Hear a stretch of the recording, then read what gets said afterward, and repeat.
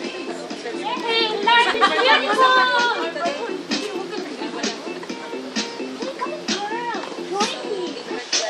Okay, wait. Ana, pwede ba kitang i-invite? Ay, no, Ana. Gusto kitang kausapin. Pwede ba kitang i-invite sa GIL Church? GIL?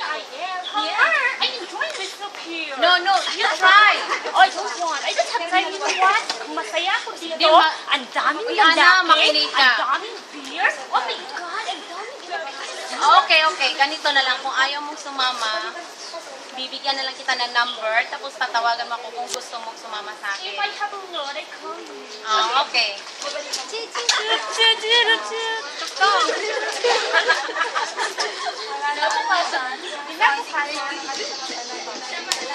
May mag-narrate dapat. Hello? Oh, sino to? Oh, ate, bakit? Ano nangyari? Ano? Si Papa na-disgrasya? Oh!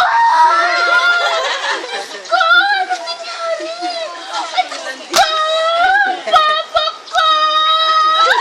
Ano na ako dito? Agad ako kasalanan ng maging Diyos ko, girl. Paano ang Papa ko maging ganon? Diyos ko, patawad ko! Ano ba kasalanan? Ay, Diyos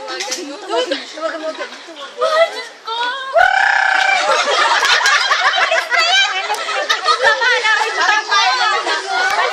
Hello, Ana. O ano?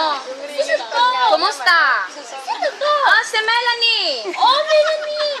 Bakit ka napatawag? Gusto mo Tumawag sumama ako sa kasi disco? bukas Sunday. Kung gusto mo sumama sa church, sasama kita doon. Oh, sige. Puntahan mo ako dito sa bahay, okay? Oh, libre pa masahe. Okay. Inabo ka na. Inabo ka. Dapat may narrator ka. Hi, Melanie! Uy, Ana! Kumusta mo? Salamat sa'yo. Alam mo, dahil sa pagkikita mo sa akin, nakilala ko ang Diyos. Nakakahiya. Pinapalagan ko ang buhay nito sa mundo. Disco doon, disco dito, lalaki doon, tulog dito. Nakalimutan ko ang Diyos. Salamat sa iyong buhay. Dahil sa iyo, nakilala ko ang Diyos. Tunay ng buhay ang parang sakit naman yun.